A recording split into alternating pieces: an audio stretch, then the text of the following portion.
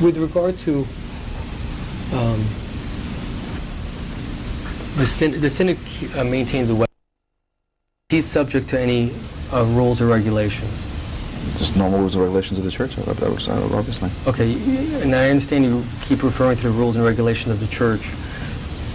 Can you identify them for me? Well, which ones are you referring to? This is for you to identify for me, because I don't know what you're ruled by. Well, by the rules that we have in this compendium and bylaws, normal parish bylaws. Are there any other rules? Not that come to mind. Do you know what's in here? More or less. Okay, I'm concerned about the less. Well, regulations, statutes, laws of our church, of our ROCOR. But you cannot. Can you tell me definitively there are no other rules and regulations that you're bound by? Not come to mind. Can you answer definitively whether? Well, obviously he's asked an answer. Well, I don't think he has answered. I don't think you like the answer. I think he's answered it 6 times. I don't think that's true. The canons of the church? If you look at here, I'm going to draw your attention again to what I showed you before. And I asked you whether or not the restoration of normal ecclesiastical life and lawful supreme ecclesiastical authority in Russia was going to be restored after the signing of the Act of Canonical Union. And you'd say, you said, I would like to think so. Mm-hmm. Is that a yes? You're asking him to give a definitive answer on a hypothetical. He's said he'd like to think it is. He's in the position to make that decision. He's a voting member of the Synod. But you're asking him to give a definitive answer on a hypothetical situation. It's his position. He can give an opinion. And he's given an opinion. You're asking if it's a definitive answer. You're asking for an opinion on a future event. As a member of the Synod of Bishops, will this condition be restored? Is that yes or no? I would like to think that... I would like to think. Yes or no, Elizabeth? Well, if you allow me to elaborate or give my opinion... No, I'd rather just have a yes or no. Well, I would... Objection. I can only comment by saying that I believe that we hope that in time that we've seen a lot of improvement in the life, the ecclesiastical life in Russia since the time that the Church was granted the freedoms, and it's improving, day by day. And so we would like to think that this is the ultimate, that at some point in the future, near future, we'd like to believe that yes, normal ecclesiastical life will be restored. Is that a yes? It is going to be restored at that point? I hope so. Is that a yes? Well, I guess that would be a yes.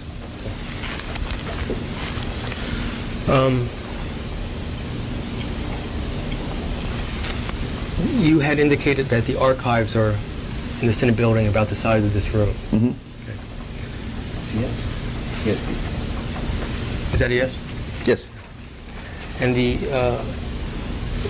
you said there are files on priests and there are files on different things there. Can you tell me what are in those archives in that room? What's kept there, other than the files on the priests? Marriage certificates, baptismal certificates. What else?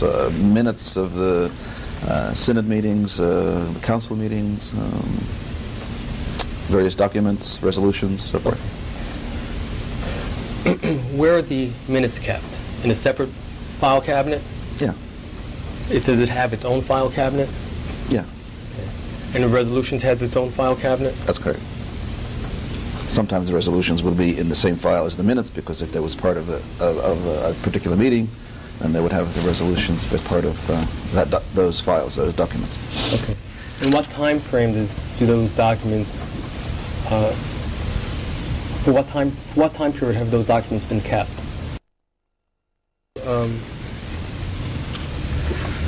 ROCOR had issued a anathema in 1983. What did that concern? I believe that was in regards to communism. Have you ever read that anathema? Yeah. In 1983, when that was issued, did that strike that? Did that anathema ever get reaffirmed? I don't recall whether it was or not. Did you ever sign any document reaffirming that anathema? Not that I can recall now. Was there ever a synod meeting reaffirming that anathema? There may have been, but not that I can recall. It may have been before I became a bishop. In the past, when you became a bishop, I forget, 1996. 96. So it's your testimony right now that between 1996 and 2007, there was no reaffirming of that anathema? Not that I can recall now. At any meeting? Not that I can recall now.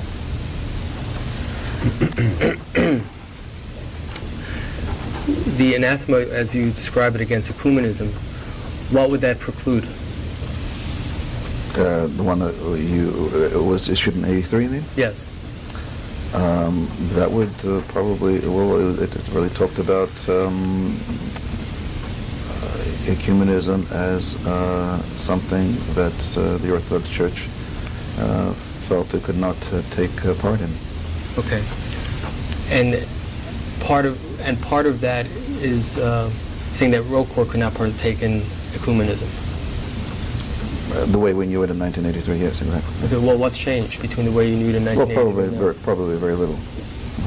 Can you articulate any of it? What's changed? Well, I know that some Orthodox churches have seceded from the World Council of Churches, so that's changed. Which Orthodox churches have? I believe the Church of Georgia, the Orthodox Church of Georgia. I'm not sure. I know there's one or two others that may have, but I don't recall which one. Is the Moscow Patriarchate presently a member of the World Council of Churches? Yes, it is. Okay. Is the World Council of Churches an ecumenical organization? Yes. Okay. Is participation in the World Council of Churches precluded by the anathema of 1983? Sorry, did you repeat the question? The anathema of 1983, does it preclude participation in the World Council of Churches? Yes. Now,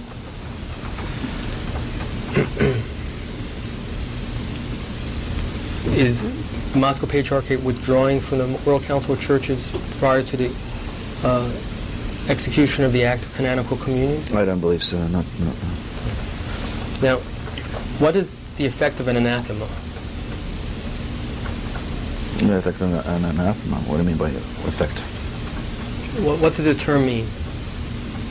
Well, that someone is considered to be outside of the church, or anathematized, that is, to be proclaimed to be outside of the church, the borders of the church, teachings of the church. Now, you just testified that the anathema of 1983 says that you're outside of the church. You also said that the anathema would prohibit participation in the World Council of Churches. You also testified that the Moscow Patriarchate is presently a member of the World Council of Churches and will remain so. Those concepts seem to be contradictory. Well, not exactly, because as you referred to yourself earlier, in the Act, it talks about all previous declarations or resolutions to be ineffective after the signing of the Act. Okay.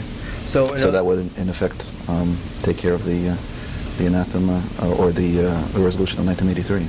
So in other words, the anathema of 1983 would no longer be in effect after the signing of the Acts of Canonical Communion? In regards to the Moscow Patriarchate, yes. Okay, how about with regards to a Russian Orthodox Church outside of Russia? Well, heck, we anathematize ourselves. What are you saying?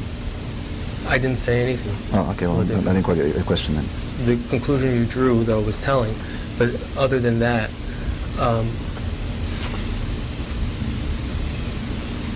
you were saying that it doesn't, well, as it applies to the Moscow Patriarchate, well, does the anathema of 1983 continue to apply to the Russian Orthodox Church outside of, will it still have any effect, or is it going to be null and void?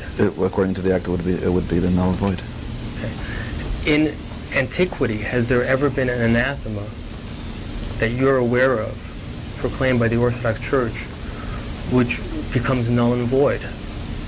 If the conditions are upon which that anathema was was drawn up or proclaimed would have changed or were changed, then yes. Is an anathema? But isn't an anathema a proclamation of something that's prohibited, so by the church, something that will put you outside of the church? Yeah, an anathema declares that by one's teachings or beliefs or proclamations that one has found himself to be outside the church. Okay. Mm-hmm. So are you saying that there is going to be a change in position of ROCOR with regard to ecumenism come the signing of the Act of Canonical Union? No, I don't believe I don't believe that the approach to ecumenism will change, that it will still remain in effect. But the anathema is no longer going to be in effect. Well, according to the Act, probably not, but that doesn't mean that the attitude towards ecumenism wouldn't remain intact.